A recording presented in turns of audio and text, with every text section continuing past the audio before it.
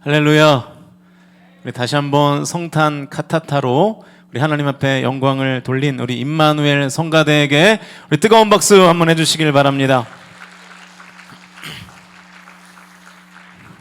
네, 뭐 뉴욕 오페라 못지 않습니다. 네, 진심입니다. 아주 좀 전에 울었어요. 너무 감동받아가지고 우리 옆에 분들과 다시 한번 인사합니다. 메리 크리스마스 한번 인사하시길 바랍니다. 네. 여러분, 메리 크리스마스가 무슨 뜻인지 아세요? 뭐 알고나 하시는 거예요? 메리는 즐겁게 라는 뜻이고요, 크리스는 뭘까요? 크라이스트, 예수님이라는 뜻이고요, 마스는 뭘까요? 마스는 미사라는 뜻입니다. 미사를 마스라 그래요. 그래서 즐겁게 예수님을 경배하다 라는 뜻입니다. 그리고 다시 한번 이제 이 의미를 아셨으니까 우리 이 의미를 가득 담아서 옆에 분들과 다시 한번 인사합니다. 메리 크리스마스. 메리 크리스마스. 여러분, 성탄절을 가장 의미 있게 보내는 것은 예배하는 것입니다. 할렐루야. 하나님을 찬양하고 주님을 예배하는 것만큼 성탄절을 가장 잘 보내는 방법은 없습니다. 우리 교회가 성가대 칸타타를 몇 년 만에 한 건가요? 10년이요? 그렇게 오래됐습니까? 네. 너무 은혜롭게 해주셔서 감사드리고요. 대원들 너무 고생 많으셨어요. 사실 환경도 열악하고 또 인원도 많지 않은 가운데에서 너무 고생 많으셨습니다. 정말 감사드립니다. 항상 이런 프로젝트를 진행하면 누가 제일 고생하나요? 리더가 항상 앞에서 이끄는 사람이 제일 고생하거든요. 몸은 몸대로 고생하고 또 마음은 또 마음대로 고생하는, 마음을 또 졸이잖아요. 우리 교회 우리 명지휘자 우리 마인순 권사님께 우리 뜨거운 박수 한번 해주시기 바랍니다. 저한테 그냥 얼마나 걱정이 된다고 막 전화도 오고 막 그러시는지 몰라요. 그래서 은혜대로 하라고 그러셨는데 너무 잘하셨죠 오늘. 네. 그러니까 저는 오늘은 제가 밑에서 내려가서 봤습니다만 평소에 성가대를 하면 저는 항상 이 자리에 앉아 있으니까 사실은 대원들은 잘 안 보이고 누가 잘 보일까요? 우리 마인순 권사님 지휘자가 항상 잘 보이는데 표정만 봐도 은혜가 됩니다. 마치 이렇게 마에스트로처럼, 그죠? 그래서 성이 맛이 아닙니까? 마에스트로라고? 그죠? 얼마나 은혜가 되는지 몰라요. 우리 항상 우리 수고해 주셔서 우리 마 권사님 진심으로 감사드립니다. 오늘 또 나레이션이 아주 기가 막혔죠? 역시 우리 시온 이제 집사님 되셨습니다. 우리 심시온 집사님께도 한번 박수 해주시고요. 네.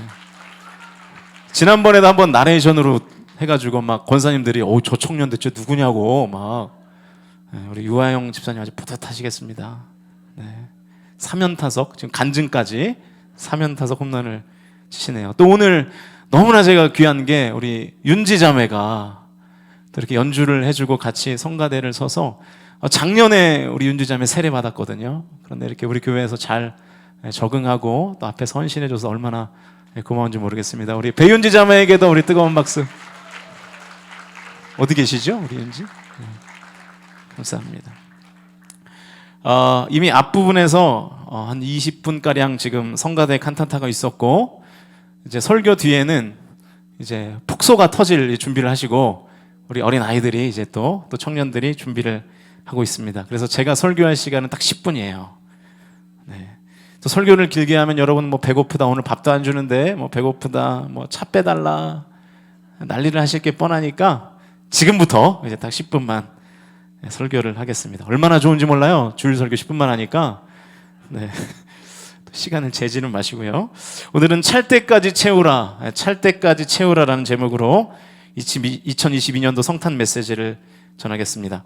오늘이 성탄 감사 주일이잖아요. 그래서 예수님의 초림, 더 쉽게 말하면 예수님께서 이 땅에 오신 그때가 왜 그때였는지 그 타이밍에 관한 이야기를 좀 나눠보겠습니다.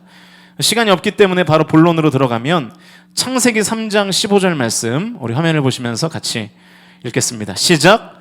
내가 너로 여자와 원수가 되게 하고 내 후손도 여자의 후손과 원수가 되게 하리니 여자의 후손은 내 머리를 상하게 할 것이요 너는 그의 발꿈치를 상하게 할 것이니라 하시고, 처음으로 메시아 예언이 나오는 시점의 말씀입니다. 이때가 거의 뭐 태초잖아요. 뭐 뱀이 나오고 그럴 때니까요. 그러니까 기원전 몇 년경일까요? 우리가 뭐 대충 추정을 하는 것이지만 뭐 BC 4000년에서 6000년 사이 정도라고 말합니다. 물론 뭐 몇만 년이 된다는 과학자들도 있고요. 과학자들의 설에 의하면 우리가 일반적으로 말하는 최초의 인간 오스트랄로피테쿠스가 기원전 약 한 300만 년경에 처음 출현했다 그래요. 다 뭐 추정에 불과하니까 걸러서 들으시면 좋을 것 같습니다. 자, 아무튼 그러니까 이 메시아, 예수님이죠. 예수님의 탄생 예언이 예수님이 태어나기 4000년 전에 혹은 6000년 전에 처음 있었다는 말입니다. 메시아에 대한 첫 예언이 있고 4000년이나 6000년 뒤에 메시아이신 예수님께서 이 땅에 오셔서 탄생하셨어요. 그럼 이 수치가 중요한 건 아니고요. 예수님 탄생하신 이때가 왜 이때였는지 오늘 본문은 이렇게 말씀합니다. 갈라디아서 4장 4절 말씀 같이 읽겠습니다. 시작. 때가 참에 하나님이 그 아들을 보내사 여자에게서 나게 하시고 율법 아래에 나게 하신 것은, 왜 하나님께서 아들 예수를 4000년 혹은 6000년 뒤에 보내셨다고 성경은 기록합니까? 때가 찼기 때문이다. 다른 성경을 보니까 그 기한이 다 차서 예수 그리스도가 이 땅에 탄생하셨다는 거예요. 어떤 주석가는 왜 예수님이 이 땅에 오셨는지를 역사적인 관점과 문화적인 관점으로 이렇게 서술합니다. 예수님이 오신 그때 로마 문명이 이룬 평화의 도로체계는 여행을 용이하게 했고, 헬라 문명이 남긴 언어는 제국의 공용어로 채택되었으며, 유대인들은 지중해 세계의 많은 회당의 유일신 사상과 메시아에 대한 희망을 선포하고 있었다. 그러니까 예수님이 탄생하신 그 시점에 모든 길은 로마로 통한다는 속담이 있을 정도로 이 아우구스투스 황제가 즉위하면서 이 팍스 로마나 이 로마의 권력 그리고 군대의 힘으로 전 세계의 평화를, 로마의 평화를 이뤄냈던 그런 타이밍이었습니다. 그래서 그 로마의 평화가 시작되면서부터 로마로 시작하는 포장도로들이 쫙 놓이기 시작해요. 그래서 그 도로들이 주변의 각지로 연결되게 되고, 이 팔레스틴에서 발생한 새로운 종교가 서쪽으로는 스페인, 동쪽으로는 소아시아, 남쪽으로는 북아프리카, 그리고 북쪽으로는 지중해 지역으로 아주 용이하게 퍼질 수 있게 된 것입니다. 또 예수님이 탄생하신 그 시점에 이 헬레니즘 문화의 통일이 이루어지면서 헬라어가 유럽과 아시아 전역에 널리 퍼지게 되었고, 로마 제국은 헬라어를 상용어와 그리고 학문 언어로 채택하게 됩니다. 그런데 예수님이 탄생하시기 2년 전에 구약 성경이 헬라어로 번역이 돼요. 그것을 우리는 뭐 세투아진트 70인역이라고 부르는데요. 그래서 헬라어로 복음이 급속도로 이렇게 퍼지게 되는 상황과 환경들이, 여건들이 마련되기 시작하는 거예요. 또한 예수님이 탄생하신 그 시점은 유대인들이 각처에 흩어져 살면서 남자가 10명 이상만 모이면 회당이 만들어졌습니다. 그 회당에서 유대교의 신앙을 전승하는 일들을 했죠. 그래서 제국의 주요 도시마다 회당이 없는 곳이 없었어요. 게다가 이 흩어진 유대인들, 우리가 흔히 말하는 이 디아스포라들, 철저하게 성경적인 삶을 살면서 이방인들을 감화 감동시키는 일이 막 일어났어요. 내가 죽더라도 예수를 부인하지 않는 그 믿음을 가지고 이 디아스포라들이 살아가니까 주변의 이웃들이 막 감동을 받는 거예요. 저들이 믿는 신이 진짜구나. 그래서 이방인 이웃들이 하나님을 경외하는 사람들이 되는 경우가 많았습니다. 그래서 이 사람들이 기독교의 복음을 더 쉽게 받아들이게 되는 것이죠. 그래서 그러한 모든 과정을 거쳐서 기독교 역사가 지금까지 진행이 됐고, 그래서 우리도 지금 예수님을 믿고 살 수 있게 된 것입니다. 여러분, 이렇게 예수님이 탄생하신 그때는 예수 그리스도의 복음이 전파되기에 가장 알맞은 정치 지형, 지리적 지형, 언어적, 문화적 지형을 갖게 된 것입니다. 바로 그때였어요. 바로 그때를 성경은 때가 참에 가득 찬 때라고 말하고 있는 것입니다. 여러분 기억하십시오. 때가 찼을 때 이 땅에 예수를 보내셔서 온 인류를 구원하셨던 것처럼 하나님은 때가 차야 일하시는 거예요. 때가 차면 하나님이 일하십니다. 이것이 하나님이 일하시는 방식이에요. 그러므로 성도된 우리가 이 크리스마스 이 시즌에 예수님의 탄생을 묵상하며 우리가 가져야 될 생각, 태도는 뭐냐면 절대로 포기하지 않는 것입니다. 끝까지 누구의 때를 기다려야 된다? 하나님의 때를 기다려야 한다는 거예요. 때가 차기를 기다리면서 인내해야 하는 것입니다. 여러분 혹시 지금 여러분의 삶 가운데 어떠한 일 때문에 혹시 포기하기를 마음속으로 생각하고 계시진 않습니까? 저는 그런 마음이 드는 성도들에게 이 그림을 보여드리고 싶습니다. 한번 보여주시면, 여러분 이 그림이 무슨 내용인지 아시겠죠? 한 번만 더 꽃갱이질을 하면 보물이 내 것인데 그 한 번을 더 하지 못하고 포기하고 돌아서는 것, 어쩌면 그것이 우리의 인생인지도 모르죠. 힘들다고 돌아서 버리는 거예요.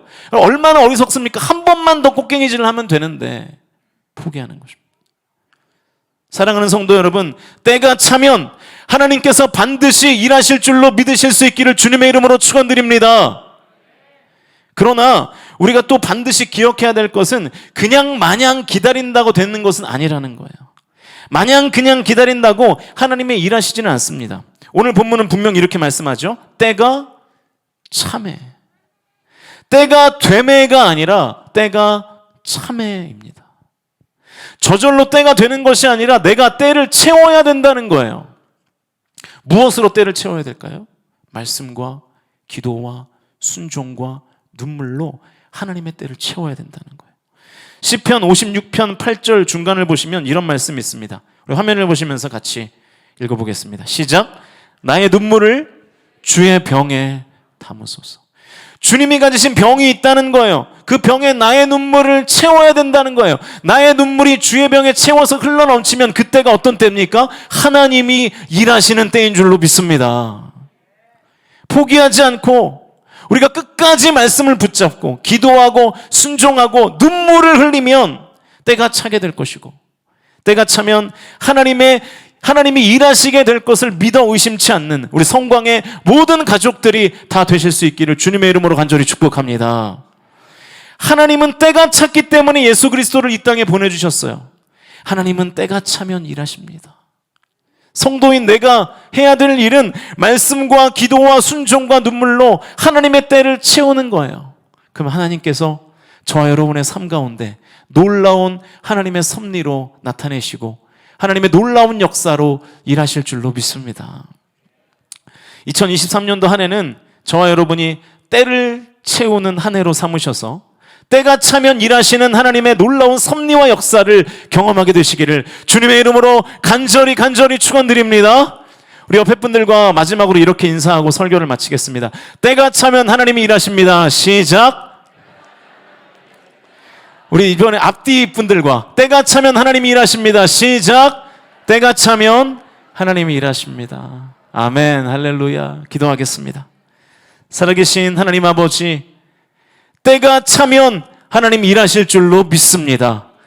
낙심하지 말고 절망하지 말고 포기하지 말고 때가 찰 때까지 말씀과 기도와 순종과 눈물로 주님의 병을 채우는 성광 공동체 모든 성도들 되어 때가 차면 주님 일하시고 때가 차면 주님 역사하시고 때가 차면 주님 은총을 베푸실 그 하나님을 끝까지 기다리며 기대하는 믿음을 갖게 하여 주시옵소서. 감사드리며 예수 그리스도의 이름으로 기도하옵나이다. 아멘.